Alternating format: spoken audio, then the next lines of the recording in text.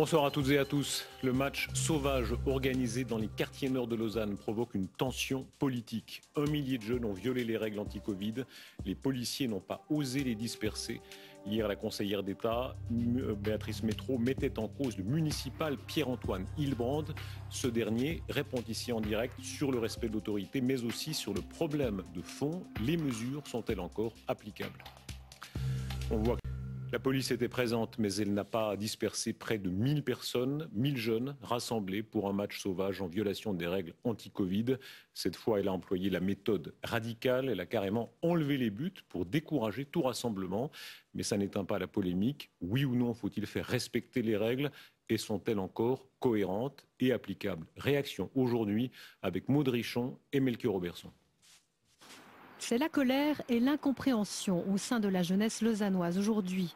Après un match de foot non autorisé qui a réuni 1000 personnes jeudi soir, la police a enlevé les buts de plusieurs quartiers du nord de Lausanne. Moi, je pense que le message qu'ils ont fait passer hier, c'est pas bien. Parce que venir ici, être beaucoup, prendre des buts pour les ramener, parce qu'on ne doit pas jouer, c'est abusé. Pour moi, c'est de l'abus. On n'est pas traité également. Et ça me désole, Bravo à la jeunesse lausannoise qui pratique la désobéissance civile, c'est très bien. Ne vous laissez pas faire, ils vous enlèvent les buts, mettez des poteaux en bois, emmerdez-les, emmerdez ce pouvoir, cette dictature qui s'est installée sous prétexte d'une pandémie inexistante, inventée de toutes pièces pour pourrir la vie des gens, c'est très bien. Il n'y a qu'à voir ce pauvre journaliste plus con que con qui est là, et ça lui plaît pas, qu'est-ce qu'il faut faire? Il faut rien faire. Toi, tu dois continuer de lécher le cul du pouvoir. Et puis, les jeunes et les gens, vous n'avez qu'à désobéir. C'est tout ce qu'il y a à faire. Ouvrons maintenant le chapitre des traitements. On a parlé de la poussée sociale pour assouplir les mesures. Elle sera d'autant plus facilitée que les traitements progressent. Aujourd'hui, 2 études importantes amènent des éléments. L'une d'elles sur le fameux traitement du docteur Raoult, qui est devenu un sujet de passion planétaire. Elle est défavorable à la chloroquine. L'autre est favorable en revanche au remdesivir, produit par l'américain Gilead. Aurélie Coulon, Jon Björgvinsson et Cécile Alaïli. La chloroquine perd des points dans la lutte contre le Covid-19. Les preuves d'effets indésirables sur le cœur s'accumulent. Vendredi encore, une étude publiée dans la revue The Lancet montrait des risques de perturbations dangereuses du rythme cardiaque 2 à 3 fois plus importants. Alors, c'est reparti pour un tour autour de la propagande anti-Raoult et anti-hydroxychloroquine. Ce genre de truc qu'elle nous dit, cette pauvre débile de journaliste, parce que c'est de toute façon toutes des débiles avec des culs de mouches mortes, qui sont là uniquement en service commandé pour essayer de faire croire qu'il n'y a pas de traitement. Mais nous, on va faire comme vous. On va continuer de répéter que si, il y a un traitement, c'est celui du docteur Raoult et ça fonctionne très bien. Ça a sauvé plus de 3000 vies dans son hôpital. Donc on va reprendre cette débilité qu'elle raconte. L'hydroxychloroquine aurait des effets secondaires dangereux. Ça, c'est une débilité, c'est des mensonges que vous répétez. C'est pas plus dangereux que, par exemple, l'aspirine. Tous les médicaments ont des effets secondaires. Donc celui-là, il a aussi des effets secondaires, mais extrêmement faibles. Alors, on va rappeler aux gens, parce que ce n'est pas les merdias avec des journalistes aux ordres qui vont vous expliquer. L'hydroxychloroquine, c'est comme la Nivaquine. Nivaquine, médicament qui est administré depuis 70 ans à des milliards de personnes. C'est pour combattre la malaria, n'est-ce pas? Et ça, c'est les gens qui l'ont reçu. Il y a eu extrêmement peu d'effets secondaires. Donc vous pouvez mentir, et nous allons faire redresser la vérité. Ce n'est pas dangereux. Et ce n'est pas dangereux, c'est d'autant plus pas dangereux, et c'est d'autant plus c'est le seul médicament qui soit efficace, c'est que ça a été interdit par cette salope de Buzyn en France, cette grosse buse de merde, qui l'a interdit d'utilisation dès que la soi-disant épidémie est arrivée, n'est-ce pas, sous nom de Plaquenil, et en Suisse, on ne le sait pas, ils ne le disent pas, mais je crois aussi qu'ils l'ont interdit parce qu'ils savaient que ce médicament était le seul efficace.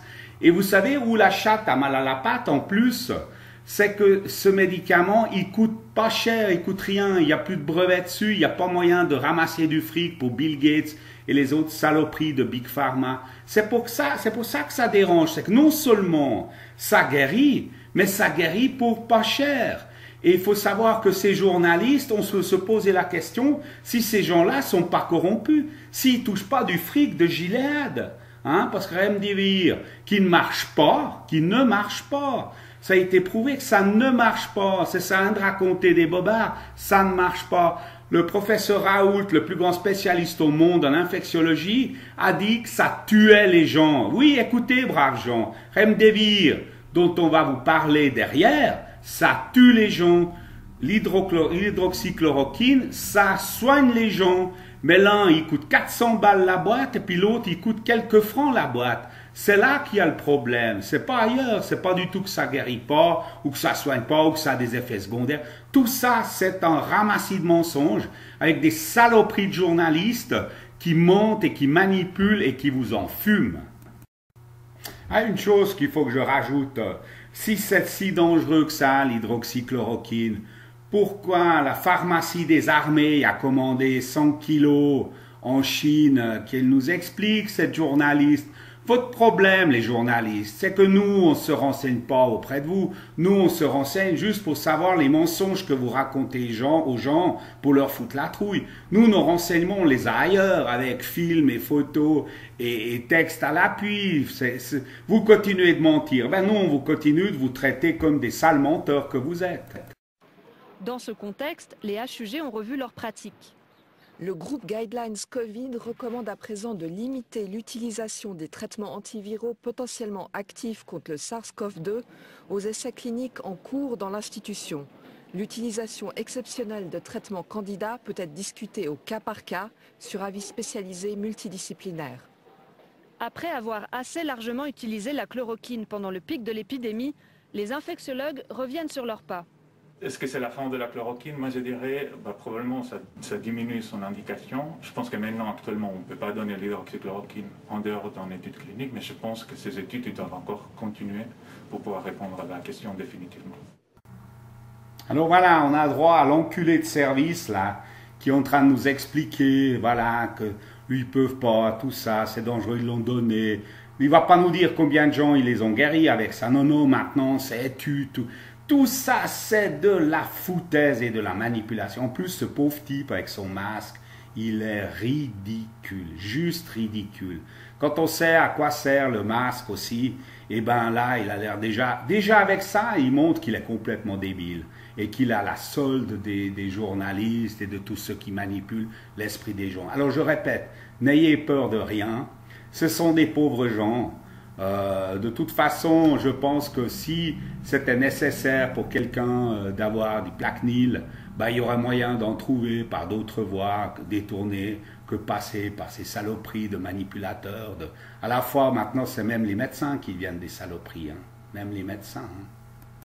Des essais cliniques sur la chloroquine sont en cours à l'international et en Suisse, notamment pour tester son efficacité en prophylaxie. Un autre médicament antiviral est quant à lui plus porteur d'espoir, le Remdesivir. Il diminue la durée moyenne d'hospitalisation selon cette étude parue dans le New England Journal of Medicine. Alors, reprenons ces fameuses études sur lesquelles se base tout le monde, enfin tout ce monde merdiatique et ces médecins marrons qui bossent pour les labos, n'est-ce pas, pour les milliardaires. Donc reprenons leurs études et soi-disant ce qu'ils disent, qui sont plus efficaces. Alors rappelons une chose, parce qu'ils font ça exprès tout faux hein, pour les études. Alors le docteur Raoult, le professeur Raoult, qu'est-ce qu'il dit? Si quelqu'un se plaint de quelque chose, d'abord il teste pour voir si effectivement c'est pas simplement le gars qui a mal à la tête comme ça tout seul, mais ce serait dû au virus. Alors suite à quoi, lui commence tout de suite un traitement à l'hydrochloroquine et à l'azithromycine, donc c'est un antibiotique. Il commence un traitement entre les deux choses, mais dès le début, tous ces pauvres cons de journalistes et les médecins qui sont invités, ils répètent tous les mêmes âneries, mais exprès, hein, c'est pas, faut pas croire qu'ils savent pas, ils savent très bien que c'est comme ça que ça doit être fait, mais ils le font pas, je vous redis encore une fois. Parce qu'il faudrait savoir quels sont leurs liens d'intérêt, quel est le niveau de corruption de ces médecins, quel pognon ils touchent des labos, d'accord? Donc il faut commencer dès le début, pas au moment où le type est en train de mourir et puis il reste 10 minutes à vivre comme ils le font les essais. Non, non, non, non. Dès le début, et il l'a bien dit, donc le professeur Raoult, c'est que ça dure environ 6 à 10 jours et les gens sont guéris. Vous m'avez bien entendu, guéris. Ils ne sont pas comme avec l'autre remdesivir, à moitié mort ou complètement mort. Non, non, ils sont guéris. Mais ils font exprès de ne pas commencer le traitement selon la prescription du professeur Raoult, parce qu'ils savent que comme ça, les gens, ils guérissent. Raoult a dit qu'il en a guéri plus de 3000, d'accord? Et que le taux de mortalité dans les autres hôpitaux, surtout l'Île-de-France, où ils ont pendant des mois refusé le traitement du professeur Raoult, le taux de mortalité est 5 fois supérieur. Vous m'avez bien entendu, 5 fois supérieur. Mais ça, comptez pas sur nos médias et sur la doctoresse Calmy pour nous l'expliquer avec son rire faux cul, celle-là. D'accord? Alors, continuez de faire confiance au docteur Raoult, car c'est le seul spécialiste qui sait quelque chose et qui n'est pas vendu au labo. D'accord? Il n'est pas vendu au labo. C'est probablement la meilleure étude qu'on a eue jusqu'à présent sur le traitement du Covid. C'est plus de 1000 patients aux États-Unis, mais aussi dans d'autres pays. Alors, étude qui, d'après des médecins consultés par Florian Philippot, aurait coûté 50 millions de francs suisses. Vous avez entendu le chiffre? Et alors, qui finance ça, hein? Est-ce que ce ne serait pas par hasard des labos? Mais non, pensez donc. Si en fait, les patients sont déjà trop sévères aux soins intensifs, on ne voit pas de différence entre utiliser la remdesivir, ça veut dire que c'est probablement trop tard. Cependant, il y a un des messages importants, si on doit donner ces médicaments, il faut les donner tôt dans l'évolution de la maladie. Eh bien, tout comme l'hydroxychloroquine, mon gars, hein, tu dois aussi le savoir, tout ça. Mais il ne faut pas le dire parce que quelque part, tu bosses aussi, je pense, pour des labos. Hein. Combien tu touches? Professeur Calmy, bonsoir. Bonsoir. L'évolution de la médecine. D'abord, est-ce que crûment dit, il vaut mieux tomber malade maintenant? Est-ce que les traitements... Bah, la réponse est simple. Hein. Ça dépend où. Si c'est à Marseille, ce sera 5 fois moins risqué d'y mourir qu'en Suisse ou qu'en France. Hein.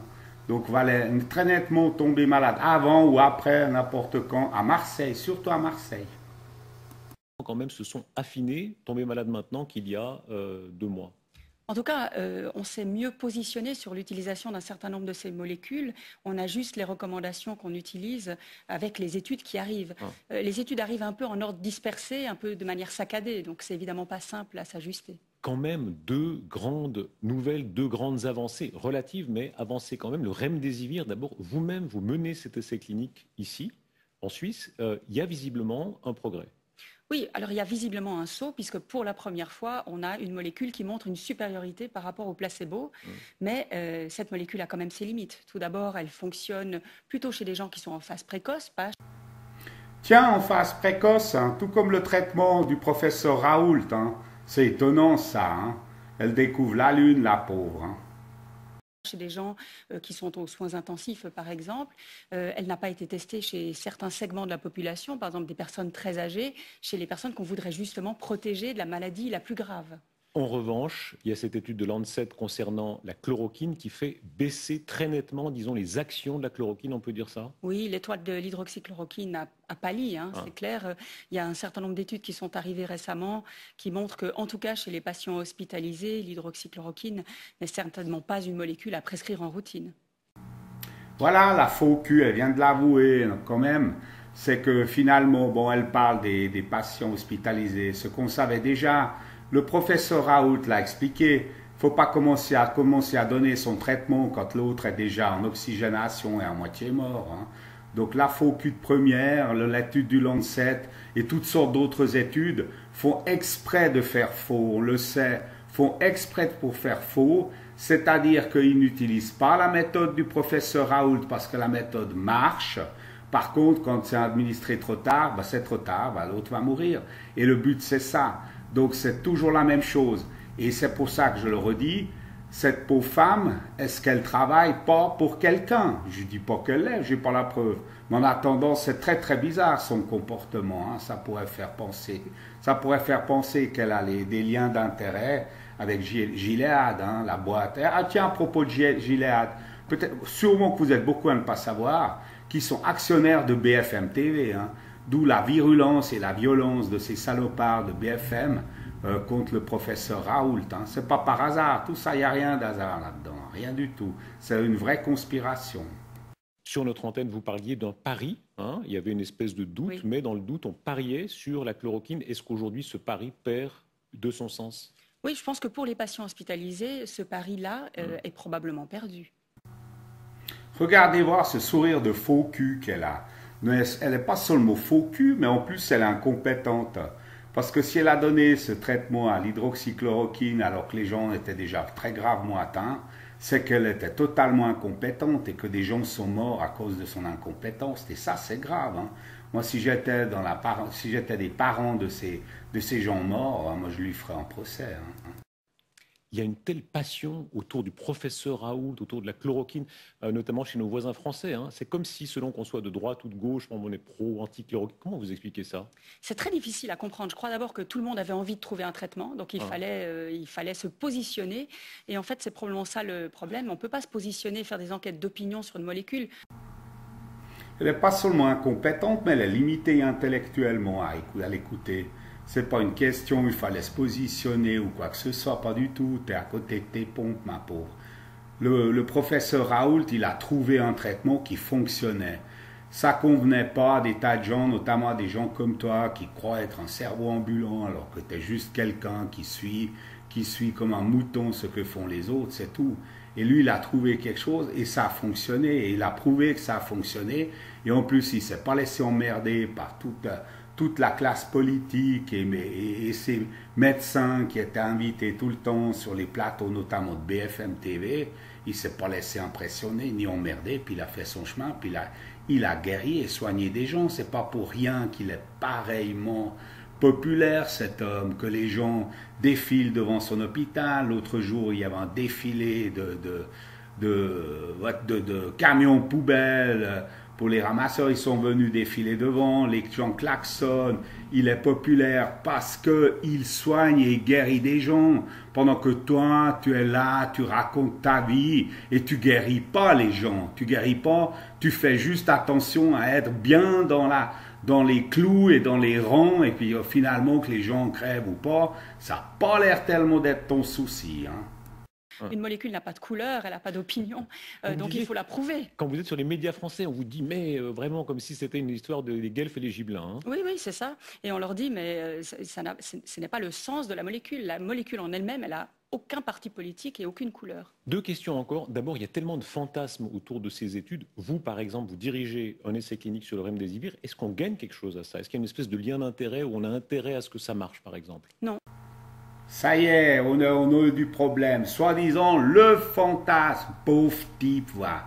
Mais non, pas du tout. Justement, ce qu'on peut trouver dans les vidéos sur Internet, mais jamais dans les médias, ni français, ni suisses, bien sûr que non, puisque vous êtes des pourris vendus, c'est qu'on voit des liens d'intérêt de tous les médecins, ceux qui défilent sur les plateaux, là, et qui donnent des leçons, surtout à Didier Raoult, parce qu'il a un traitement à 3 balles dessous.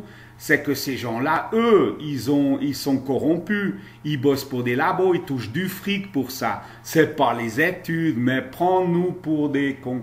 Mais vous en êtes encore au Moyen-Âge des médias, ça c'est fini ça. Depuis l'existence d'Internet, depuis que des gens qui réinforment, qui bossent, qui se documentent, qui font un vrai boulot de journaliste, pendant que toi tu fais un vrai boulot de lèche-cul du système, eh ben nous on cherche et on trouve. Moi j'ai vu la liste que d'autres, par exemple Silvano Trotta, retenez bien ce nom, regardez les vidéos aussi de Silvano Trotta, fantastique vidéo. Lui il montre les liens d'intérêt qu'il y a entre ces soi-disant professeurs qui sont des professeurs de plateau, qui touchent du fric de la part des labos, hein, d'accord? Ça, on sait. Alors ça, c'est pas du fantasme, mon gars. C'est toi qui es un fantasme ambulant. Hein.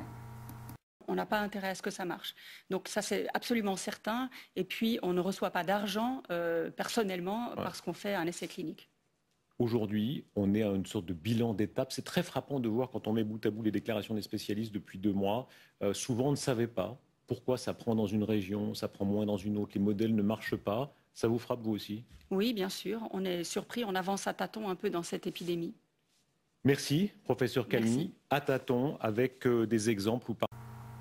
Alors nous, on va les laisser avancer à tâtons dans leur énorme stupidité, parce que de toute façon, quand on a atteint un tel niveau de bêtises et de conneries, eh ben, je ne sais pas si on arrive à s'en sortir. Et nous, ben, ceux qui ne croyons pas aux versions officielles et à tous les mensonges qui circulent, eh ben, nous, on continue à croire qu'à un seul type, qui est la référence mondiale, qui est le professeur Didier Raoult, qui lui connaît le sujet, et qui régulièrement, ne passant pas volontiers dans les médias parce qu'il n'a pas envie de discuter avec des types qui ont un QI de mouche morte, eh ben, sort des vidéos. Regardez régulièrement les vidéos qui sortent. C'est IHU de Marseille, hein, l'Institut Hospitalo-Universitaire de Marseille, dont il est le directeur, d'accord?